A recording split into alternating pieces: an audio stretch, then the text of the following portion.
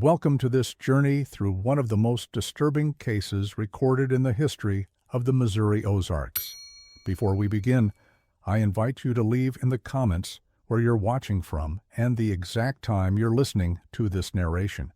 We're interested in knowing which places and what times of day or night these documented accounts reach. In the spring of 1811, the isolated community of Hollow Creek, nestled deep in the Missouri Ozarks, found itself confronted with something they couldn't comprehend. A child, a girl of no more than 8 years, was discovered wandering alone on the old trading path that connected the scattered homesteads to the nearest settlement. She wore a simple cotton dress, muddied at the hem, and carried nothing but a small leather-bound journal clutched tightly to her chest. The girl appeared physically unharmed, though profoundly disoriented. What made this case remarkable, however, was not the circumstances of her discovery, but what happened when she opened her mouth to speak. According to accounts documented by Reverend Thomas Whitley, the only educated man within 20 miles, the child spoke in a language no one in the settlement had ever heard. It wasn't French, Spanish, or any native dialect known to the traders, who occasionally passed through. The language had structure, rhythm, consistent patterns, but it was entirely unknown. The girl, who would later be identified as Sarah Blackwood, appeared intelligent and articulate in this mysterious tongue, but completely unable to comprehend English or any other known language. What follows is a reconstruction of events based on church records, personal correspondence, and a collection of documents discovered during renovations of the old Hollow Creek Parish in 1958. Some names have been changed to protect the privacy of descendants still living in the region, but the locations and timeline remain faithful to the original accounts. This is the story of what became known locally as the Hollow Creek Mystery, a case that would remain buried in obscure historical records for over a century. The Blackwood family had settled in the remote valley approximately 3 years before the incident. They came from Virginia, according to land records filed with the territorial authorities. Jacob Blackwood, his wife Martha, and their 3 children purchased a modest homestead about 7 miles from the nearest neighbor. The property sat at the edge of a dense woodland where the terrain begins its dramatic rise into what we now call the Ozark Mountains. Their home was a simple 2-room cabin with a small attached shed that Jacob had converted into a workshop. Neighbors described the Blackwoods as private but not unfriendly. They attended the monthly church gatherings at Reverend Whitley's parish, contributed to community harvests, and participated in the occasional social gathering. Martha was known for her exceptional needlework, while Jacob worked primarily as a trapper and occasional carpenter. Their oldest child, William, was 12, followed by Sarah at 8, and the youngest, Thomas, who was just 4 years old. By all accounts, the Blackwood children appeared well cared for, if somewhat sheltered. William often accompanied his father on shorter trapping expeditions, while Sarah helped her mother with household duties. Thomas, being the youngest, remained close to the cabin. Neighbors reported that the children were quiet during social gatherings, well-behaved, as Mrs. Eleanor Jenkins described in a letter to her sister in St. Louis, though perhaps unusually reserved for ones so young. What few knew at the time was that the Blackwoods had left Virginia under somewhat mysterious circumstances. This detail emerged only years later when a merchant passing through Hollow Creek mentioned recognizing the Blackwood name from his travels in Virginia. According to his account, recorded by Reverend Whitley in 1812, the Blackwoods had lived in a small community near Roanoke. They had been respected members of that community until a series of strange occurrences involving their children led to whispered accusations and growing hostility from neighbors. The merchant could provide no specific details about these occurrences, noting only that there had been talk of unnatural behavior that had made the family unwelcome. This information, discovered after the events of 1811, would take on a new significance in light of what happened to the family in Missouri.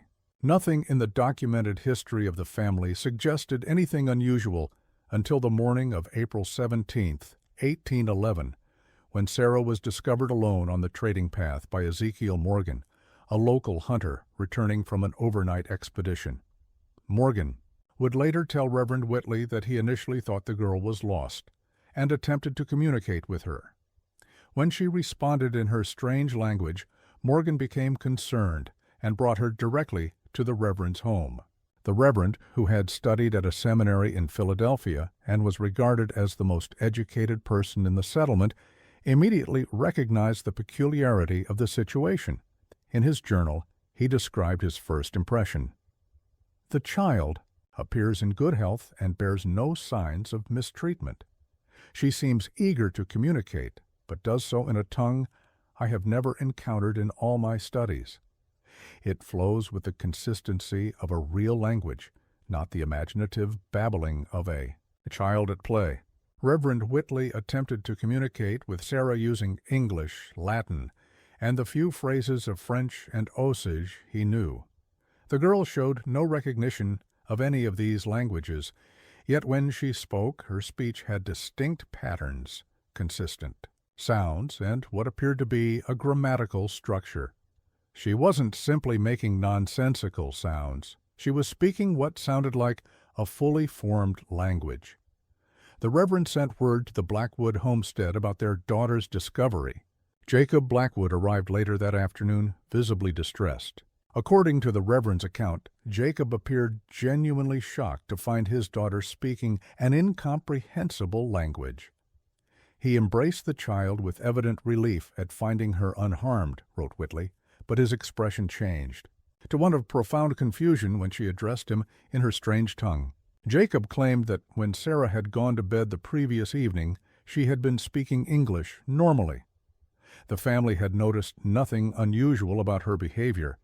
They had discovered her missing from her bed that morning and had been searching the woods surrounding their property when they received word that she had been found. The Reverend, concerned about the girl's welfare and the mysterious circumstances, decided to keep Sarah at the parish house while he sent a message to Dr. Samuel Harrison, a physician who periodically visited the scattered settlements of the region. Harrison wouldn't arrive for another 3 days, during which time Reverend Whitley began documenting Sarah's speech, attempting to identify patterns or similarities to known languages. In his notes, the Reverend wrote, "The girl's manner of speaking has a musical quality with rising and falling intonations unlike English. Certain sounds appear repeatedly, a soft clicking, followed by what I would describe as a humming tone. She speaks with confidence, not as one struggling to recall words, but as one fluent in her expression." During this period, Sarah remained calm and cooperative. She drew pictures, played with the Reverend's cat, and seemed to understand gestures and facial expressions. She attempted to communicate through drawings, simple images of a house, trees, and what appeared to be family members. But when asked about these drawings in English, she would only respond in her unknown language, pointing repeatedly at the images as if to emphasize their importance. Of particular interest was the leather journal she carried. It contained approximately 30 pages of writing in what appeared to be the same unknown language Sarah was speaking. The script was neat and consistent, written in what looked like a childish but determined hand. Interspersed with the writing were simple drawings, symbols that resembled stars, circles, and what might have been interpreted as a crude map. The Reverend noticed something peculiar about these drawings. While they appeared to be created by a child's hand, they demonstrated a sophisticated understanding of spatial relationships and geometric principles that seemed beyond the capabilities of an 8-year-old. Certain patterns repeated throughout the journal, most notably a circular arrangement with 17 points around its circumference, connected by lines to form a complex web. Reverend Whitley's documentation includes a detailed analysis of one particular page that caught his attention. The page contained a drawing of what appeared to be the night sky, with various stars connected by lines to form patterns. The Reverend, who had some interest in astronomy, attempted to match these patterns to known constellations, but found no correspondence. He noted, however, that the drawing displayed a remarkable precision in the relative positioning of the points, suggesting the child was copying something she had seen rather than creating an imaginary star map. When Dr. Harrison finally arrived on April 20th, he conducted a thorough examination of the girl. In his report, preserved in the Reverend's correspondence, he noted, "The child appears in excellent physical health. There are no signs of injury, illness, or malnutrition. Her eyes are clear and responsive. When asked questions in English, she tilts her head as if straining to understand, but ultimately responds in her unfamiliar tongue." I can find no physical explanation for this sudden linguistic transformation. Dr. Harrison suggested that Sarah might be suffering from some form of amnesia or mental disturbance, though he admitted he had never encountered a case where a person forgot their native language while retaining the ability to speak fluently in another, especially one that no one recognized. He recommended that Sarah be returned to her family and familiar surroundings, in hopes that this might trigger a return to normal speech. The Blackwoods took Sarah home the following day. Jacob promised to bring her to the Reverend's parish house every Sunday so that her condition could be monitored. According to Whitley's journal, the family seemed genuinely perplexed and concerned about their daughter's condition. Martha Blackwood was described as being particularly distressed, often dabbing at tears while watching her daughter attempt to communicate. For the next several weeks, Sarah's condition remained unchanged. She continued to speak exclusively in her unknown language, though she seemed to be making efforts to understand English. Reverend Whitley noted that she would occasionally nod, in apparent comprehension when given simple instructions, though she never responded verbally in English. The Reverend's documentation of this period reveals a growing community interest in the case. Neighbors began to visit the Blackwood home more frequently, some out of genuine concern, others out of curiosity. The case of the speaking girl, as she came to be known locally, became something of a regional curiosity. The Reverend recorded that several visitors attempted to identify the language, including a French trapper who had traveled extensively among various native tribes, but none recognized it.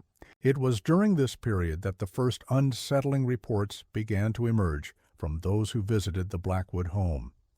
Eleanor Jenkins, who had been helping Martha with household duties, wrote in a letter dated May 8, 1811, "The atmosphere within. The house has changed. Martha speaks little and jumps at small noises. Jacob spends increasingly long periods in his workshop. The boys seem afraid of their sister, keeping their distance even when she approaches them with her drawings." Jenkins also noted that Sarah had begun to exhibit new behaviors. She would stand at the edge of the forest behind the family home for hours, staring into the dense trees. At night, according to Martha's reluctant admission to Jenkins, Sarah would sometimes be found sitting upright in bed, speaking rapidly, in her strange language, as if conversing with an unseen presence. Perhaps most disturbing was Jenkins' observation regarding William, the 12-year-old son. "The boy watches his sister with a mixture of fear and fascination," she wrote. "Twice now I have observed him responding to her unintelligible speech with small nods or gestures, as if he understands what she is saying." When I asked Martha about this, she abruptly changed the subject. Another visitor to the Blackwood home during this period was Tobias Fletcher, a trader who regularly traveled between settlements along the frontier. Fletcher recorded his impressions in a journal that would later be discovered among his possessions after his death in 1820. His entry from May 12, 1811, provides an outsider's perspective on the increasingly strange atmosphere surrounding the Blackwood family. "Stopped at the Blackwood place today to trade some supplies. Something is not right with that household. The woman, Martha, seems afraid of her own shadow." The husband barely spoke 2 words together, but it's the children that trouble me most. The girl, the one they say speaks in tongues, watched me the entire time I was there. Not with curiosity or shyness like most children, but with an intensity I've never seen in one so young. The older boy, too, he stands near his sister now, though I'm told they were once inseparable. The little one, just a toddler really, cries whenever the girl comes near. I'll not be stopping there again if I can help it. By early June, the situation had deteriorated further. Jacob Blackwood, previously described as a steady and reliable man, began to miss community gatherings. When he did appear, neighbors noted that he looked haggard and spoke little. Reverend Whitley recorded in his journal, "Jacob's demeanor has transformed dramatically. He no longer meets the gaze of those addressing him, and his hands tremble noticeably." When I inquired about Sarah's condition, he merely shook his head and said, "She's not improving, Reverend, and now William is starting to—" He did not complete the thought. The implication that William, the oldest Blackwood child, might be exhibiting similar symptoms caused significant concern. Reverend Whitley arranged to visit the Blackwood home the following day, but upon arrival, he found the house empty. Neighbors reported seeing Jacob loading the family into their wagon early that morning, heading east on the main trail. One neighbor, Samuel Prescott, later told the Reverend that he had briefly spoken with Jacob as the family was departing. Jacob seemed in a great hurry, Prescott reported. When I asked where they were bound so early, he said only that Sarah needed to see a specialist physician in St. Louis. But something in his manner struck me as peculiar. He wouldn't look me in the eye, and the children sat huddled in the back of the wagon, covered with a blanket despite the warm morning. Martha sat beside them, her face pale and drawn. She clutched the youngest boy to her chest, as if afraid he might be snatched away. 3 days later, Jacob Blackwood returned alone. He informed the community that he had taken his family to stay with Martha's sister in a settlement near St. Louis. When pressed for details, he explained that Sarah's condition had not improved, and that William had begun to show signs of a similar affliction, staring blankly for long periods and occasionally muttering words that sounded like his sister's strange language. Jacob remained at the homestead, ostensibly to maintain the property and continue his trapping business. However, those who encountered him in the following weeks described a man profoundly changed. He avoided conversation, declined invitations to community gatherings, and was occasionally seen walking alone at the edge of the forest near dusk, carrying his rifle and a lantern. Ezekiel Morgan, who sometimes hunted in the same areas as Jacob, reported a particularly troubling encounter in late June. "I came upon Jacob standing perfectly still in a clearing about 2 miles from his property," Morgan told Reverend Whitley. "He had his rifle raised, aimed at something in the trees, though I could see nothing there. When I called out to him, he nearly jumped out of his skin. His eyes were wild, like a man who hasn't slept in days. He claimed to be tracking a deer, but there were no tracks that I could see. Before I could question him further, he hurried away, glancing back over his shoulder as he went." On July 12, 1811, a significant development occurred. Ezekiel Morgan, the hunter who had initially found Sarah, reported a disturbing discovery to Reverend Whitley. While tracking a deer deep in the forest beyond the Blackwood property, Morgan had come upon what he described as a strange arrangement of stones in a small clearing. The stones, 17 in total according to his count, were arranged in a pattern that resembled some of the symbols from Sarah's journal. Morgan, unsettled by the discovery, had initially continued his hunt, but as he moved deeper into the forest, he claimed to have heard what sounded like a child singing. Following the sound, he discovered a small cave entrance partially hidden by vegetation. Morgan reported that the singing stopped abruptly when he approached the cave. Feeling increasingly uneasy, he decided to return to the settlement without investigating further. Reverend Whitley, along with 3 other men from the community, accompanied Morgan back to the location the following day. they found the stone arrangement as Morgan had described it. The Reverend's journal contains a detailed sketch of the pattern, a central circle of stones with lines radiating outward like the spokes of a wheel. He noted the similarity to one of the drawings in Sarah's journal, but offered no interpretation. The cave, approximately half a mile beyond the stone arrangement, proved to be relatively shallow, extending perhaps 30 feet into the hillside. Inside, they found evidence of recent human presence: the remains of a small fire, a wooden cup, and most significantly, scraps of paper with writing that matched the script in Sarah's journal. According to the Reverend's account, the cave showed no signs of long-term habitation, appearing to be more of a temporary shelter. One detail in the Reverend's journal is particularly noteworthy. In a corner of the cave, partially hidden behind a rock, the group discovered a small cloth doll. The doll was crudely made from scraps of fabric that Reverend Whitley recognized as being similar to a dress Martha Blackwood had worn to church gatherings. What made the discovery unsettling was that the doll had no face, just a blank expanse of cloth where features would normally be drawn or stitched. When confronted with these discoveries, Jacob Blackwood denied any knowledge of the cave or stone arrangement.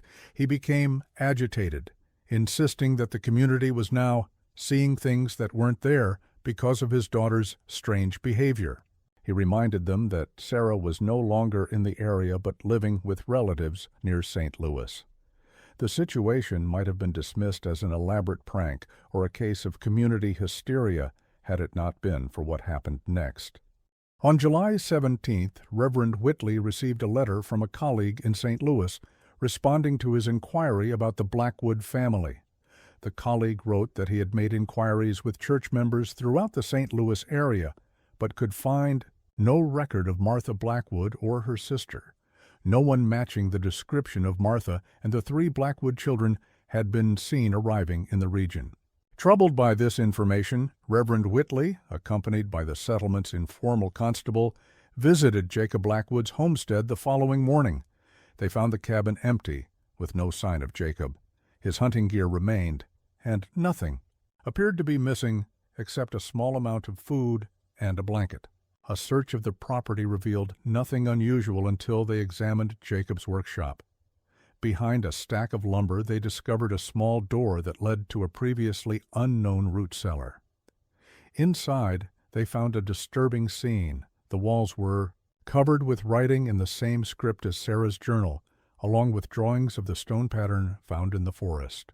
In the center of the room was a table on which sat several small objects: a child's shoe, a lock of blonde hair tied with string, and a small book bound in dark leather, different from Sarah's journal, but filled with the same strange script. Further examination of the workshop revealed something the Reverend found particularly unsettling. Hidden beneath a loose floorboard was a collection of sketches, not in the strange script, but in Jacob's distinctive hand. The sketches depicted what appeared to be anatomical studies of his children, with particular attention paid to their skulls and hands. Alongside these were drawings of what looked like the same children, but with subtle, disturbing differences in their proportions and features. These latter sketches had been repeatedly crossed out and redrawn, as if Jacob was struggling to capture something he had observed but could not quite render accurately. The discovery prompted an immediate and extensive search of the surrounding forest, focusing particularly on the area around the cave. For 3 days, men from the settlement combed the dense woodland, but found no trace of Jacob or his family. The only additional discovery was made by Ezekiel Morgan, who reported finding what appeared to be a recently abandoned campsite approximately 4 miles north of the cave. The site contained the cold remains of a fire and a piece of cloth that Martha Blackwood was known to have used as a shawl. The search also revealed a series of unusual markings carved into trees along what appeared to be a rough trail leading deeper into the forest. These markings resembled some of the symbols from Sarah's journal. They followed no pattern recognizable to the searchers, but seemed to form a path leading away from the settled areas and into one of the most remote sections of the Ozark wilderness. As the search continued without success, the community's fear and speculation grew. Some suggested that Jacob had harmed his family and fled, while others proposed more superstitious explanations involving the strange language and symbols. Reverend Whitley maintained a more measured approach, documenting the facts while avoiding speculation. On July 23rd, the search was abruptly suspended following the discovery of Jacob Blackwood's body at the edge of a ravine approximately 2 miles from his homestead. According to the constable's report, Jacob appeared to have died from a single gunshot wound to the chest, with his own rifle found nearby. There was no note and no sign of struggle or foul play. The most obvious interpretation was suicide, though this conclusion troubled those who had known Jacob as a devout man who would have considered such an act a sin. A thorough search of Jacob's pockets revealed only a folded piece of paper covered in the now familiar strange script.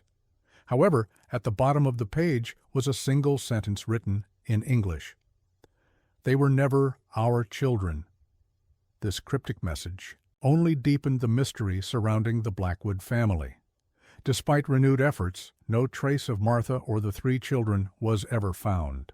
The territorial authorities were notified, but with limited resources and the challenging terrain, the official investigation was brief and ultimately inconclusive.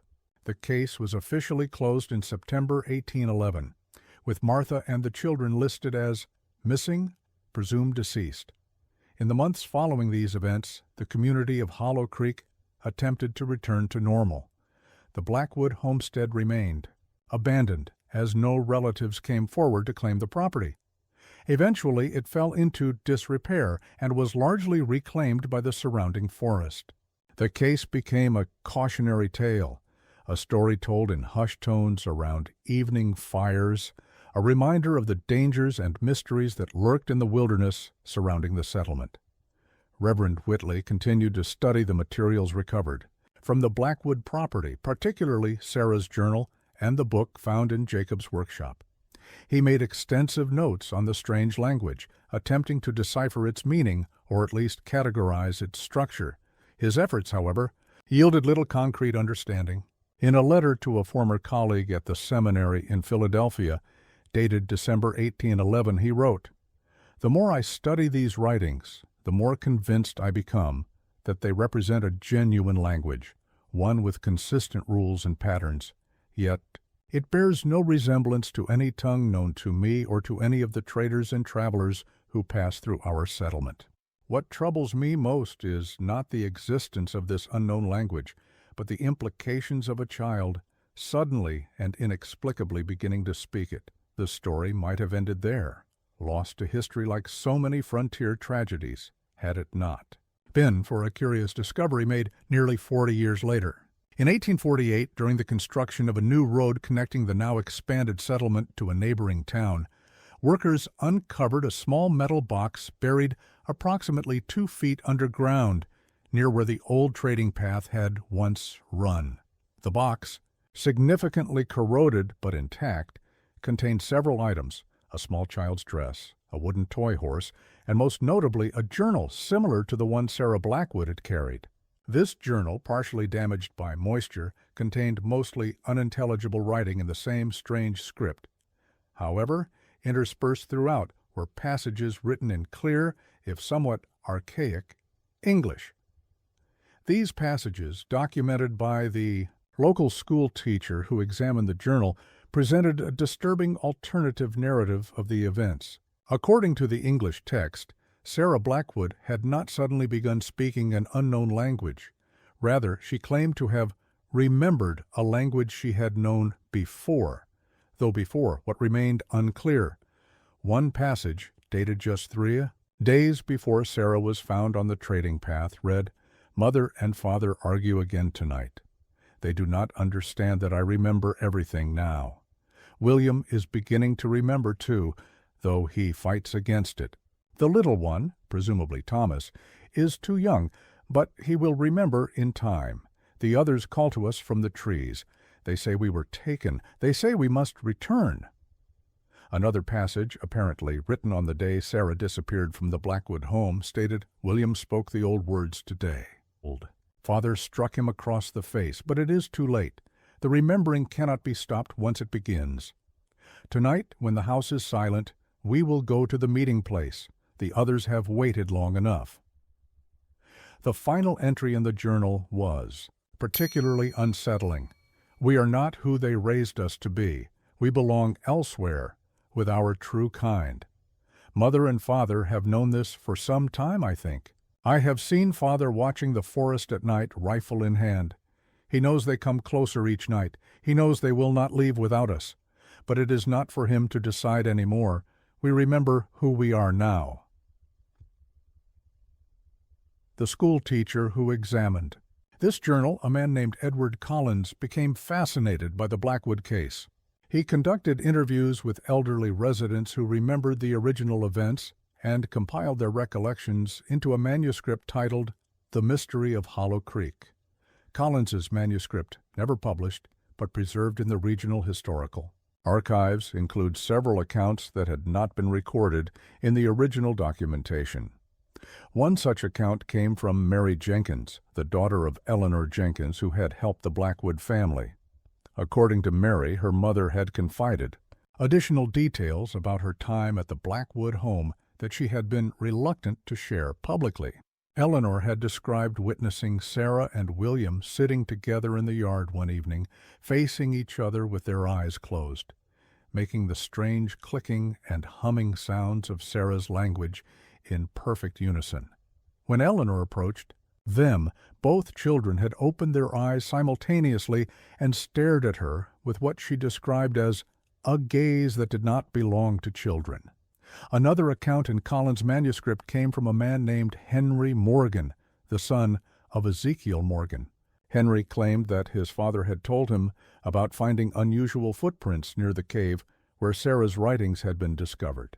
According to Henry, his father had described these prints as similar to those of a child, but with toes that seemed too long and a stride that was unnaturally wide for one so small.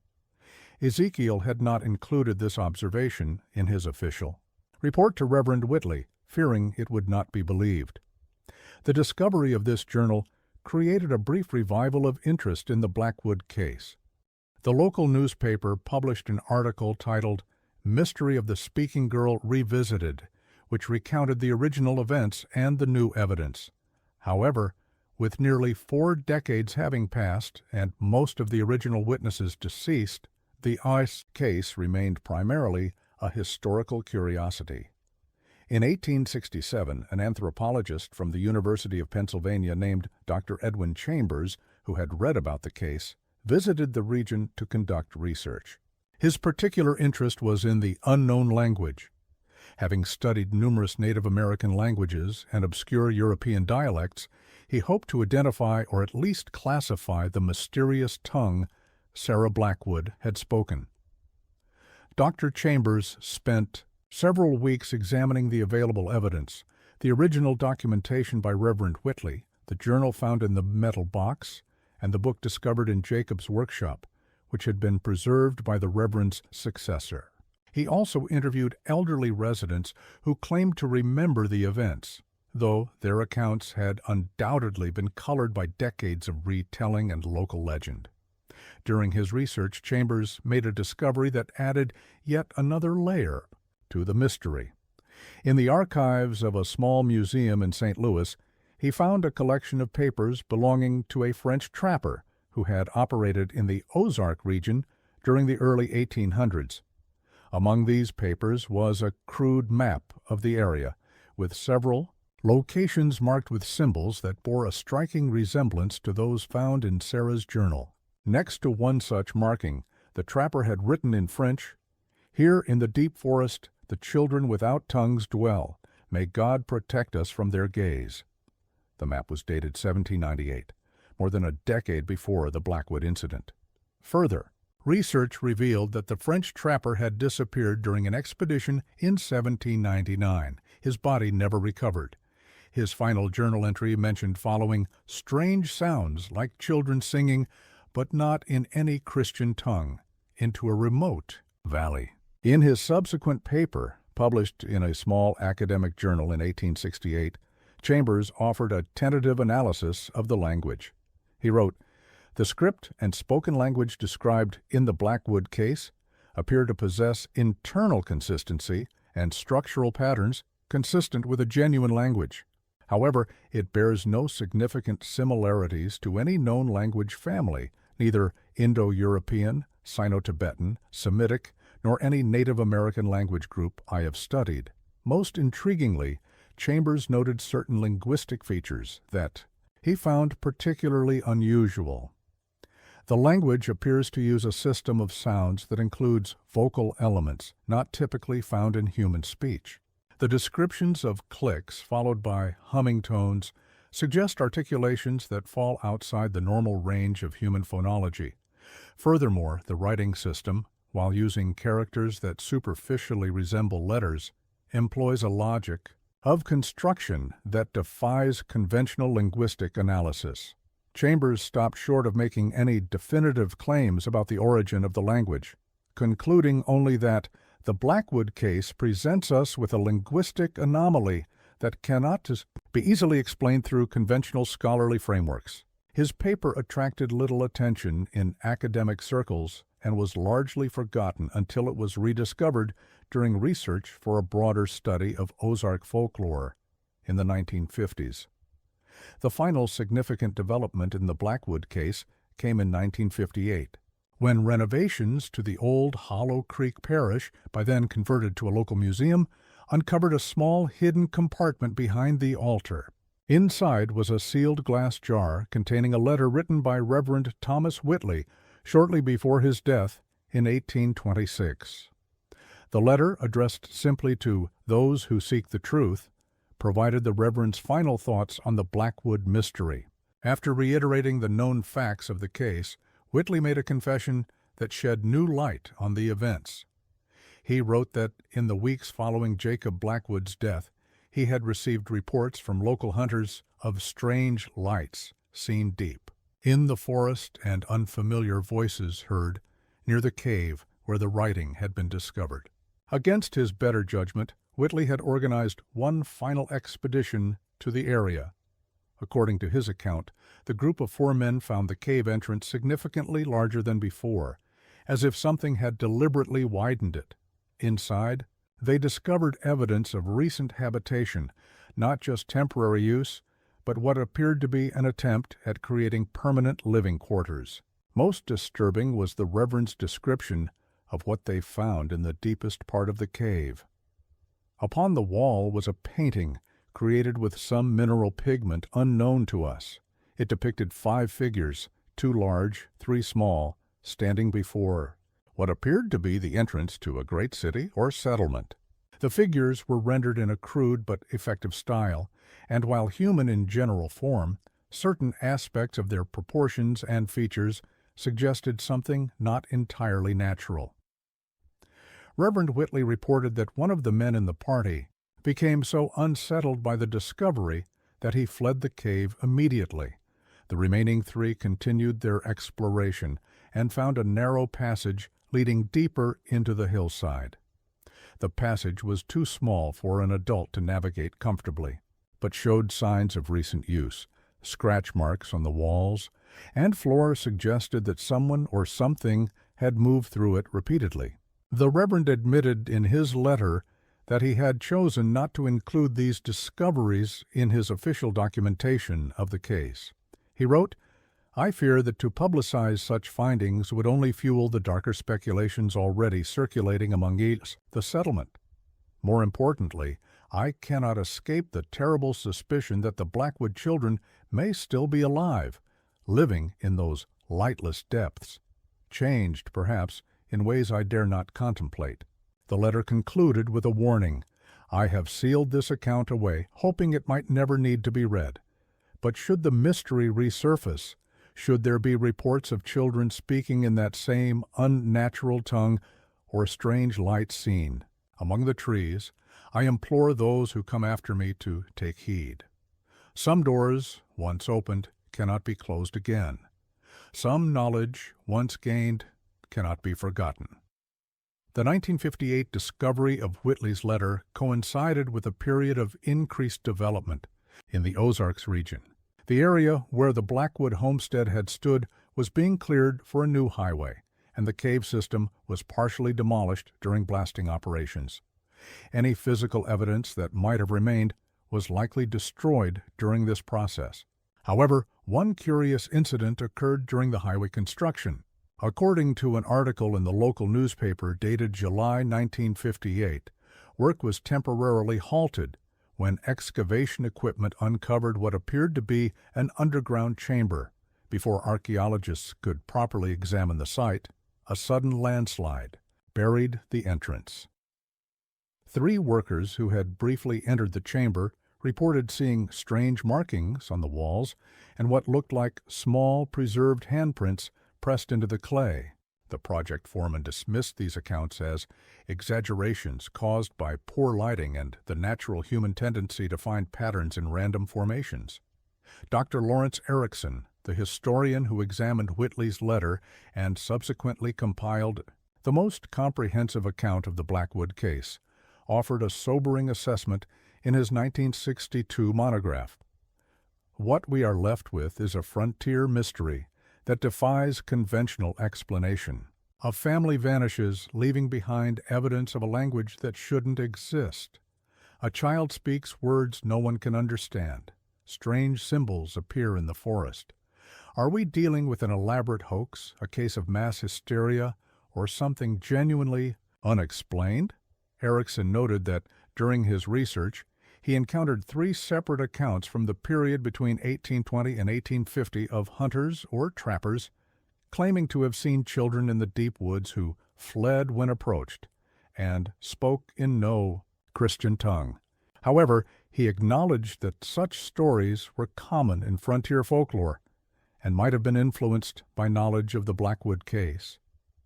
One such account, recorded in 1834, came from a trapper named James Wilson. Wilson claimed to have spotted 3 children gathering berries in a remote valley approximately 15 miles from the former Blackwood homestead. According to his report, filed with the local sheriff, the children were dressed in crude garments made from animal hides and bark. When Wilson called out to them, they turned toward him with eyes that reflected the light like those of nocturnal animals. The children then fled into the forest with what Wilson described as a speed and agility no normal child could possess. Wilson, accompanied by 2 other men, attempted to follow the children but lost their trail at the edge of a steep ravine. At the bottom of the ravine, they reported finding a small clearing containing stone arrangements similar to those described in the original Blackwood case. Wilson's account was largely dismissed at the time as the exaggerated tale of a man known for his fondness for strong drink. However, in light of the earlier events, Erickson considered it potentially significant. The final noteworthy incident connected to the case occurred in 1968, when a linguistics graduate student named Marjorie Collins attempted to construct a partial lexicon of the Blackwood language based on the surviving documentation. After several months of work, Collins reportedly abandoned the project, claiming that immersing herself in the strange symbols and phonetic transcriptions had begun to affect her sleep and mental health. In a letter to her academic advisor, Collins wrote, "I find myself unconsciously drawing the symbols when my mind wanders. Worse, I have begun to dream in sounds that my waking mind cannot reproduce, clicks and tones that seem to bypass normal speech centers. I cannot continue this work." Collins subsequently changed her field of study to Romance languages and never returned to the Blackwood research. What Collins did not include in her official letter, but later confided to a close colleague, was that during her research she had begun to experience what she described as visitations. According to this colleague's account, preserved in a private collection of academic correspondence, Collins claimed that on 3 separate occasions She had awakened in the night to find what appeared to be small figures standing at the foot of her bed. She described them as having proportions similar to children, but with elongated limbs and unusually large eyes that reflected even the faintest light. Collins reported that these figures never approached her or spoke, but simply watched her, until she either fell back asleep or turned on a light, at which point they would seemingly vanish. The colleague dismissed these experiences as hypnagogic hallucinations, dreamlike states occurring between sleep and wakefulness, possibly triggered by Collins's intensive focus on the disturbing aspects of the Blackwood case. Collins herself eventually came to accept this explanation, though she remained unwilling to resume her study of the mysterious language. In 1972, an amateur archaeologist named Robert Grayson became interested in the Blackwood case after reading Erickson's monograph. Grayson, who had spent years documenting cave systems throughout the Ozarks, believed he had identified the likely location of the cave mentioned in the original accounts. With permission from local authorities, he conducted a small excavation at the site. Grayson's findings, documented in a self-published pamphlet titled Echoes from Hollow Creek, included several artifacts that potentially connected to the Blackwood family: a metal button matching the style common in the early 1800s, fragments of what appeared to be a child's leather shoe, and most significantly, a small stone tablet bearing inscriptions that resembled the script described in Sarah's journal. The tablet, approximately 6 inches square and 1 inch thick, contained 23 characters arranged in 3 rows. Grayson submitted photographs of the tablet to several linguistics experts, but none could identify the script or offer a translation. One expert from the Smithsonian Institution noted that while the characters bore some superficial resemblance to certain Native American pictographs, they followed a pattern and structure more typical of a true alphabet or syllabary. Carbon dating of organic material found alongside the tablet suggested it had been created or at least placed in the cave sometime between 1800 and 1820, consistent with the timeline of the Blackwood incident. However, the dating could not determine the age of the stone itself or when the inscriptions had been carved into it. Grayson's excavation ended abruptly when a portion of the cave collapsed, nearly trapping him and his assistant inside. No further archaeological work was conducted at the site, which was subsequently sealed off by local authorities due to safety concerns. The artifacts recovered by Grayson were donated to a regional museum, where they remained in storage, largely forgotten until the early 2000s. Today, the area where these events took place has been largely transformed by development. The forest remains, though significantly reduced, and the cave system has been sealed off for safety reasons. Local residents still occasionally tell stories of the speaking girl and her mysterious language, but these have taken on the quality of folk tales rather than historical accounts.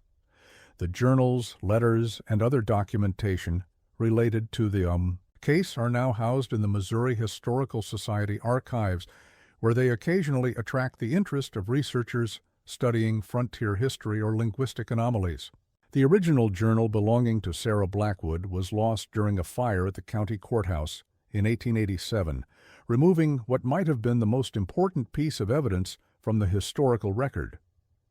In 2003, a team from the University of Missouri attempted to apply modern linguistic analysis techniques to the surviving transcriptions of the Blackwood language. Their findings, published in the Journal of Historical Linguistics, suggested that the language, while internally consistent, displayed certain features that were highly unusual in human languages. These included what appeared to be a base 17 numerical system. Most human languages use base 10, base 12, or base 20, and phonological patterns that would require anatomical structures not present in the human vocal tract. The lead researcher, Dr. Miranda Chen, concluded, if the transcriptions are accurate, the language described in the Blackwood case would be a significant outlier in human linguistic development. While we cannot rule out the possibility of an Elaborate hoax or misunderstanding, the consistency and complexity of the preserved samples suggest a structured communication system that would have required considerable sophistication to invent, particularly by a child, in an isolated frontier setting. Dr. Chen's research also uncovered a curious connection to similar linguistic anomalies reported in other isolated communities throughout history. She noted parallels to the case of the Green Children of Woolpit, a 12th century account from England describing two children who suddenly appeared in a village speaking an unknown language, and several 19th century reports from remote areas of Appalachia describing children who spoke in tongues no Christian had heard before. In 2008, during renovation of the Missouri Historical Society building, a previously unknown collection of documents was discovered in a sealed wall compartment. Among these papers was a letter dated 1868 from Dr. Edwin Chambers, the anthropologist who had studied the Blackwood case, to a colleague at Harvard University. The letter, apparently never sent, contained information Chambers had chosen not to include in his published paper. Chambers wrote that during his visit to the Ozarks region, he had encountered an elderly woman named Rebecca Morgan, who claimed to be a distant relative of Ezekiel Morgan, the hunter who had found Sarah Blackwood. According to Chambers, Rebecca told him a family story that had been passed down but never shared publicly. The story held that Ezekiel, while hunting in the deep forest about a year after the Blackwood incident, had encountered a child he believed to be Sarah Blackwood. The child was dressed in crude garments made from bark and animal skins, and her appearance had changed in unsettling ways. Her fingers seemed longer, her movements unnaturally fluid. When Ezekiel called out to her, she turned and spoke to him in her strange language. According to Rebecca, her ancestor claimed that in that moment he briefly understood what she was saying. She was warning him to leave the forest and never return, for those who had been taken were coming back. Ezekiel reportedly fled the area and refused to hunt in that section of the forest again. He told only his closest family members about the encounter, fearing he would be dismissed as insane if he spoke of it publicly. Rebecca informed Chambers that several other members of the Morgan family had reported similar encounters over the decades, always in the most remote parts of the forest, and always involving children who spoke in the strange tongue. Chambers concluded his letter by expressing relief that he had not included these accounts in his published work, as they would likely have damaged his academic reputation. However, he admitted that the consistency of the reports across generations troubled him deeply, particularly given the isolated nature of the region and the limited communication between family members who had relocated to different areas.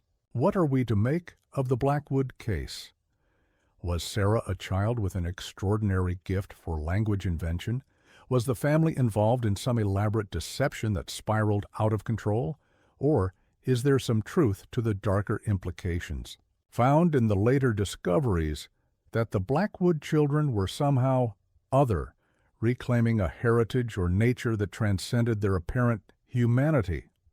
The geographical isolation of the early Ozark settlements, the limited nature of the investigation, and the loss of key evidence make a definitive conclusion impossible. What remains is a historical puzzle box, a story of a young girl who spoke a language that shouldn't exist, and the ripples of unease that spread outward from that simple, inexplicable fact. In 2012, a small team of researchers from Washington University conducted a geological survey of the area where the Blackwood homestead had once stood. Their primary interest was in documenting the impact of early settlement on the landscape, but they were aware of the historical significance of the site. Using ground-penetrating radar, they identified several anomalies beneath the surface that suggested man-made structures beyond what would be expected from the known historical record. Excavation revealed the stone foundation of what appeared to be the original Blackwood cabin, along with several smaller structures that had not been documented in the historical accounts. One of these structures, located approximately 50 yards from the main foundation, was particularly puzzling. It consisted of a circular stone arrangement with a diameter of about 12 feet surrounding a pit that extended nearly 20 feet into the ground. At the bottom of this pit, the team discovered a collection of unusual artifacts, small figurines, carved from bone and stone, ceramic vessels with geometric patterns that matched some of the symbols from Sarah's journal, and, most significantly, a metal container similar to the one found in 1848, though this one had deteriorated to the point that its contents, if any, had been lost. Carbon dating of organic material from the pit suggested it had been created or at least used during the period when the Blackwood family occupied the homestead. However, the construction and contents seemed at odds with what would be expected from early 19th century European settlers. The lead archaeologist noted in her report that the circular structure more closely resembled certain Native American ceremonial sites, though no known tribe in the region had created similar arrangements. The discovery prompted a more extensive archaeological survey of the surrounding area, which revealed a network of small artificial caves or chambers extending outward from the circular structure. These chambers had been carefully concealed, their entrances covered with stone slabs that blended almost perfectly with the natural rock formations of the hillside. Inside, researchers found evidence of prolonged habitation, sleeping areas, storage niches, and crude implements fashioned from bone and stone. Most disturbing were the markings found on the walls of these chambers. They matched the script described in Sarah's journal and found in the other artifacts associated with the case. Carbon dating suggested these markings had been created over a period spanning from approximately 1800 to as recently as the 1950s, indicating that whoever or whatever had created this underground network had continued to use it long after the Blackwood family had disappeared. The archaeological team, concerned about the implications of their findings, contacted Dr. Eleanor Prentice, a cultural anthropologist specializing in isolated communities. Dr. Prentice spent several months examining the evidence and interviewing current residents of the region about local folklore and family histories that might relate to the Blackwood case. Her research uncovered a pattern of stories and reported encounters that had never been formally documented. Multiple families described legends of forest children who could mimic human appearance but were fundamentally different, speaking in strange tongues, moving with unnatural grace, and having an aversion to certain modern technologies. These stories spanned generations and came from families with no obvious connection to each other, suggesting they weren't simply variations of a single tale that had spread through the community. Perhaps most significant was Dr. Prentice's discovery that several families in the region maintained what they called boundary markers, small arrangements of stones or carved symbols placed at the edges of their properties. When asked about the purpose of these markers, residents typically gave vague responses about keeping old traditions or respecting the forest. However, one elderly woman, speaking on condition of anonymity, told Prentice that the markers were meant to establish boundaries that those who lived beneath would recognize and respect. The woman, whose family had lived in the region for 6 generations, shared a story passed down through her family. According to this account, her great-great-grandfather had encountered a child at the edge of his property one night in the 1840s. The child, who appeared to be no more than 10 years old, spoke to him in a language he described as like music and clicking stones together. Despite not understanding the words, the man somehow comprehended that the child was warning him not to venture deeper into the forest. The next morning, the man placed a specific arrangement of stones at the edge of his property, a pattern allegedly shown to him by the child. From that point forward, his family never experienced any further encounters, though they maintained and periodically renewed the stone arrangement through successive generations. Dr. Prentice found similar stories in several other families, all involving stone arrangements or symbols that bore striking resemblances to those associated with the Blackwood case. The consistency of these boundary markers across different families and locations suggested a shared understanding of their significance that had persisted for over a century. As is often the case with such historical mysteries, the absence of a resolution creates a space for continued fascination. The silence at the center of the story speaks volumes, not with answers, but with the persistent echo of questions that remain unanswered after more than 2 centuries. For those few who have studied the fragments of the Blackwood language that survive in transcription, one particular sequence of symbols appears repeatedly throughout the documentation. According to Reverend Whitley's phonetic notation, it would be pronounced as something like katak mnala. No translation was ever determined, but it appears most frequently in Sarah's writing immediately before her disappearance. In 2018, a digital humanities project at the University of Missouri created a comprehensive database of all surviving documentation related to the Blackwood case. Using advanced pattern recognition algorithms, researchers identified consistent relationships between certain symbols in the mysterious script and specific contexts in which they appeared. While falling short of a true translation, this analysis suggested that the language possessed a sophisticated grammatical structure that would have been nearly impossible for an 8-year-old child to invent spontaneously. The project director, Dr. James Harrington, noted in his conclusion, "What we're seeing in the Blackwood language is not random or arbitrary. It follows rules and patterns that suggest either a genuine, previously unknown language or an invention of extraordinary complexity. If it was invented, it would have required knowledge of linguistic principles that weren't even formally codified by Western scholars until decades after Sarah Blackwood's disappearance. Perhaps it is best that some mysteries remain unsolved. Some doors, as Reverend Whitley warned, are better left closed. Some languages, perhaps, are better left unspoken." The next time you find yourself walking alone in the older parts of the high Ozarks, where the forest grows dense and the modern world seems distant, listen carefully to the sounds around you. Most will be familiar: the rustle of leaves, the call of birds, the whisper of wind through branches. But occasionally travelers report hearing something else, a sound like soft clicking, followed by a melodic humming tone, almost but not quite, like a child singing in the distance. Local guides will tell you it's just the peculiar acoustics of the hills playing tricks with natural sounds. They'll assure you that the stories about the Blackwood children are just frontier legends, embellished over generations until fact is indistinguishable from fiction. Perhaps they're right. Perhaps the story of the speaking girl is nothing more than a historical curiosity, a frontier mystery destined to remain unsolved but ultimately explainable through some combination of misunderstanding, exaggeration, and the human tendency to find patterns in randomness.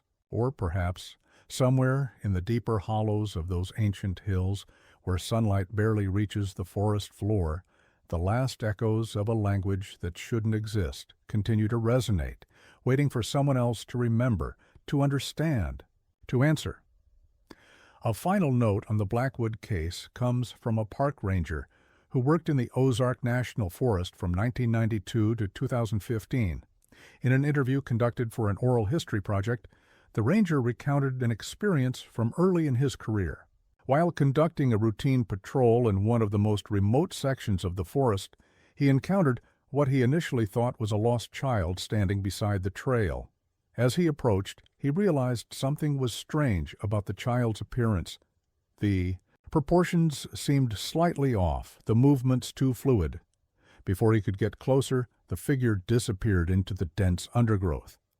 The ranger followed, calling out offers of help, but found no trace of the child despite searching the area thoroughly. That night, while camping at a ranger station several miles away, he awoke to the sound of what he described as clicking and humming, like someone trying to speak without using normal words. The sound seemed to come from just outside his cabin. When he looked out the window, he saw nothing but found strange markings drawn in the dirt near his doorway the next morning, symbols that, years later, he would recognize as similar to those associated with the Blackwood case. The ranger never reported the incident officially, fearing ridicule from his colleagues, but he maintained that the experience was real and that it changed his understanding of the forest he patrolled. "There are places in those hills," he said in his interview, "where the normal rules don't quite apply.